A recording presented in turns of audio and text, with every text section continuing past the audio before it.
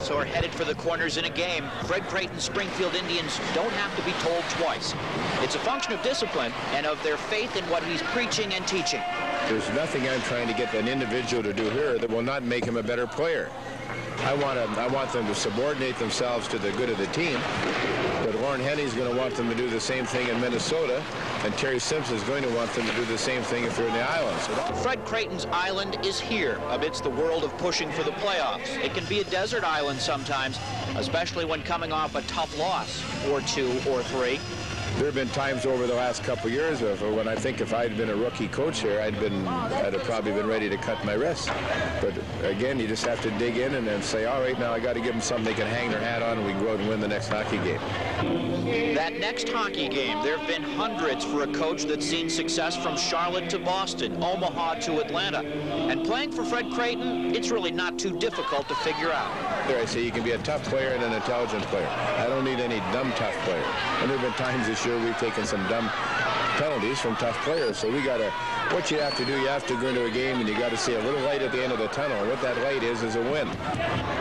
There isn't a better game face in the AHL. Once that anthem's over, Creighton doesn't rely upon videotapes or headsets, just the years spent behind the bench.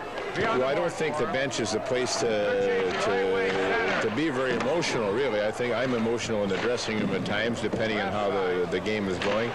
But on the bench, you're thinking. You're trying to stay a little bit ahead of things. You've got to try and, let everybody know when their changes are coming up, and particularly late in a tight game, you want to try and think about who you want fresh. And if the game's not going well and the players look back and they see me flustered, how are they going to keep their cool? Watch our changes here now. Be alert. Keeping cool, it's a Creighton trademark, and you have to listen very carefully or you're liable to miss those nuggets forged through the years. Second guy's got to go there. First guy can't get him. That's it. Good shot. Good shot. Viveros and Neal. Fellas, we're going to spread out in our zone. We're chasing the puck all over here. You D's get it up there. Nobody skating with somebody open in front of you.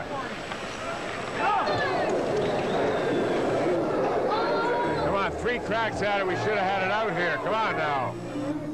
Fred Creighton doesn't plot his return to the NHL. He's learned you don't dwell on what you can't control. But what he does control is developing players for the Isles and Stars. If I developed 5 players here that play for the New York Islanders, they'd be very happy, even if we didn't win a Calder Cup. The Calder Cup secondary, maybe to teams chasing something called a Stanley. But Creighton, he hears the Calder calling. And I was very frustrated by our inability to participate in the playoffs last year. That's one of the reasons I'm back. I don't want to have that happen again. I want to be in the playoffs, and I'd like to really give the Springfield fans a chance to get excited about playoff hockey again.